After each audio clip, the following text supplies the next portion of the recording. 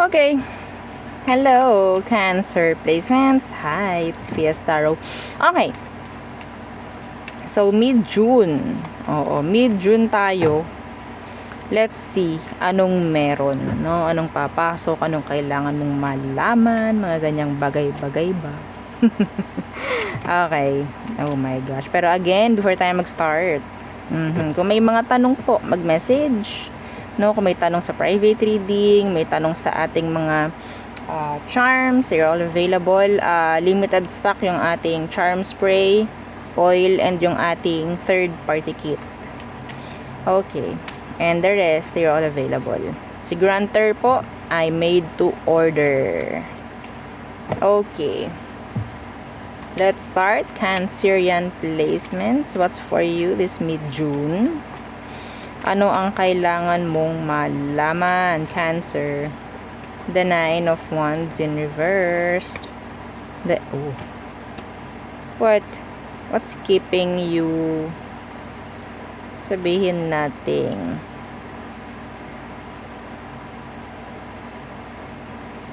Ang hirap eh, stuck eh. Stuck. What's keeping you stuck? Being stuck? Avoid overthinking, mga Cancerians. It won't help. It won't. Okay? Fire sign, air sign, meron ditong energy na parang sabihin nating sila is totally nag-overthink din pagdating sa'yo. I'm hearing tamang hinala pagdating sa'yo. Okay? Meron ditong sabihin nating hamunan ng hiwalay this mid-June. Madam, bakit parang nasisiyahan ka pa? No, I'm not. Okay, let's see. What else? Cancer. Cancerian. What else? Important messages or predictions, if ever. The world. This is talking about acceptance, changes, transitions. Okay.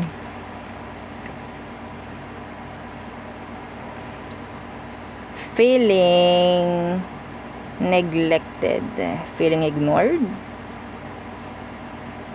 Could be, pwedeng ikaw itong makaramdam or parang ikaw itong parang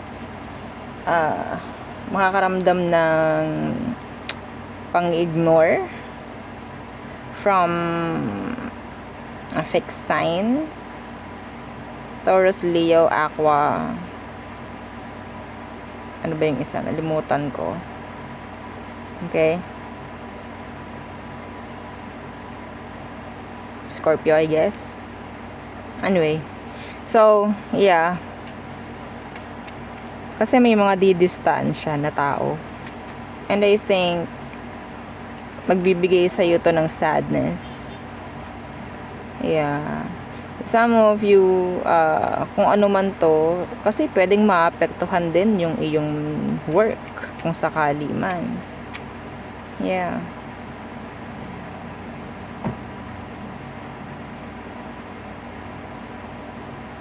Some of you, kailangan yung lumayo, no? Na sabihin natin kahit ayaw nyo, kailangan yung lumayo or kailangan may baguhin or may i-stop or i-end this mid-June for the better. What else? The Knight of Wands in the reversed. Diba? Kita nyo sa pagmumukha ko kung pangit yung nababasa ko. No? Oo. Knight of Wands in reversed. The Five of Pentacles in reversed.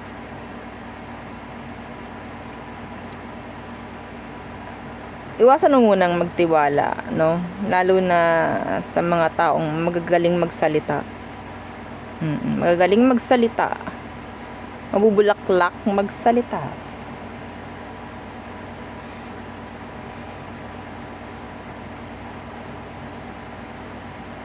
Baka matangay ang pera ng iba sa inyo. Tatangayin ang pera. Ha? Tapos pag natangayin na ang pera nyo, goodbye. Okay? Be careful. Huwag ninyo basta-basta ipagkakatiwala ang pera nyo. This is specific. Huwag nyong pagkakatiwala ang pera ninyo kahit kilala nyo. Okay? PIN, password, don't you dare.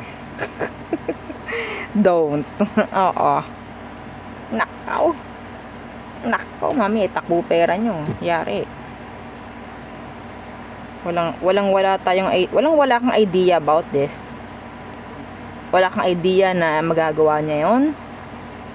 Mahirap na. Unang card, 9 of Wands.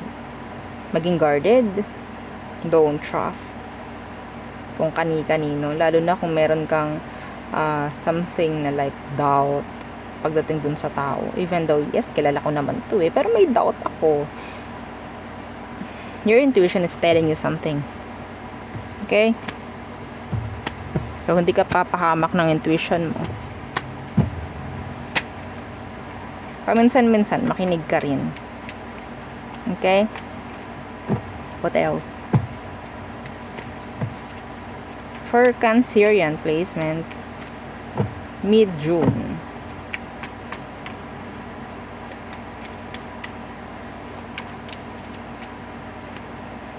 The Three of Wands, expectations, Death anniversary. Are you waiting for somebody sa past mo na bumalik? And I think, yeah, may chance na bumalik.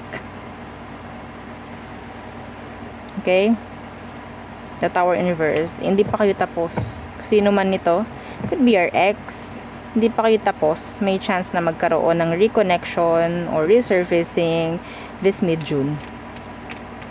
Okay? Could be a Scorpio or a fire sign. Aries, Leo, Sag. Okay, the Six of Wands. Nagtabi oh. Three of Wands and the Six of Wands. 9 of Wands to. So, nagtabi. Andun na naman yung energy ng 9 of Wands dito. Ha? Okay, so we have here the Six of Wands. So, maybe there's this energy of people giving you attention. Okay? The Seven of Pentacles. This, I'm hearing may mapapressure dito. Kasi ang tingin sa inyo, or ang tingin sa'yo is somebody na kayang-kaya mo. Pero, I don't know, like, magbibigay sa'yo to ng pressure eh. The Fool, this is something new. Okay, sa side mo, sa part mo, this is something new. Pero, andun yung doubt mo sa sarili mo.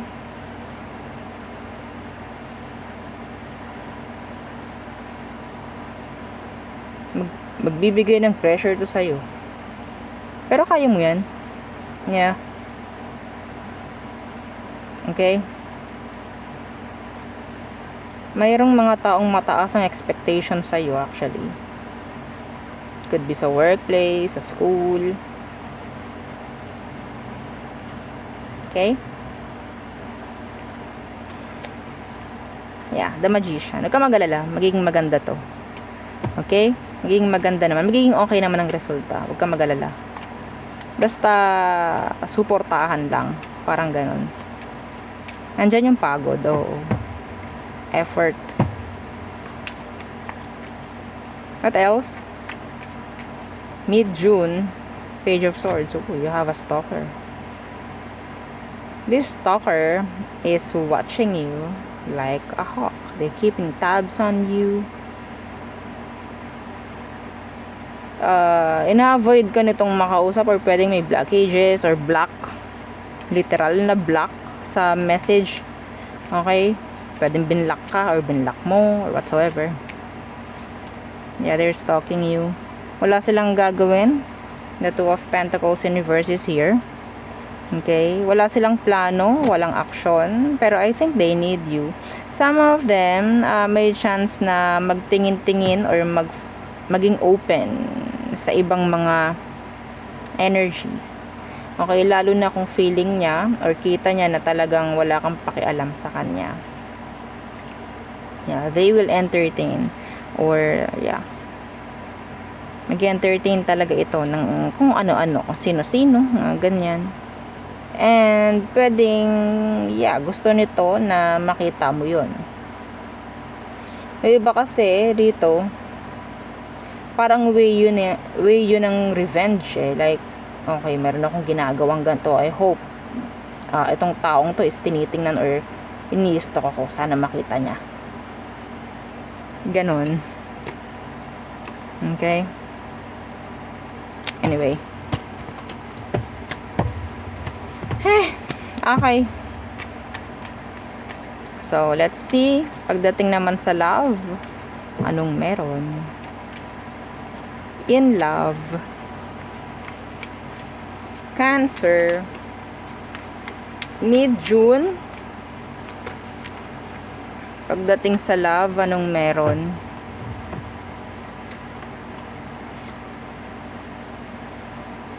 Reconciliation. The Three of Cups. There could be, yeah, reconciliation. Resurfacing. Excuse me.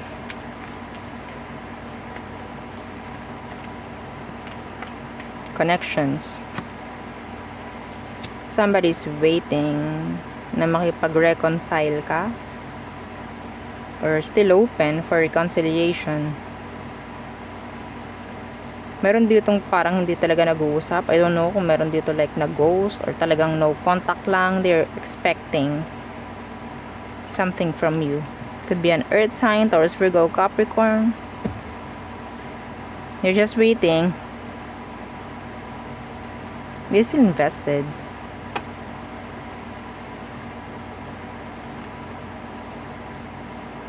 Itong taong to parang kailangan niya ng kalinawan from you. So what else? Ano pa ang parating ngayong mid-June sa love? Okay, the King of Swords. Oh my gosh, in reverse. Oh, that's lies.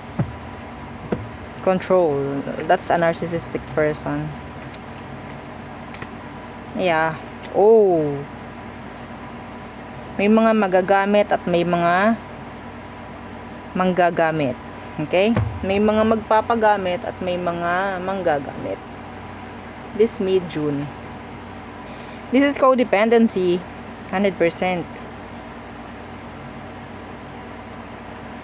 Iba dito, pwedeng wala na kayo, pero meron pa rin something like communication or may chance ng communication even though you're separated na.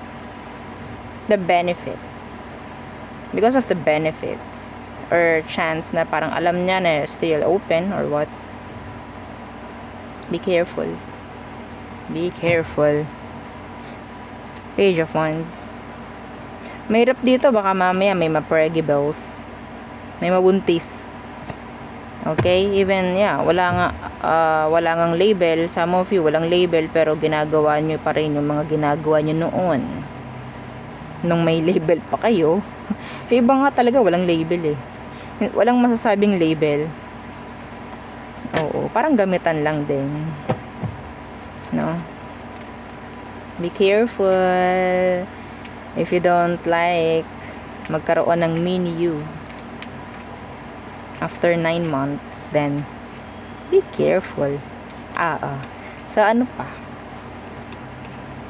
Death in reverse. Ang dami talagang energy na galing sa past. Uy! Okay. The Five of Cups. Somebody's moving on. Could be a Scorpio or a water sign. A fellow water sign. They don't need you. This is good. Yeah.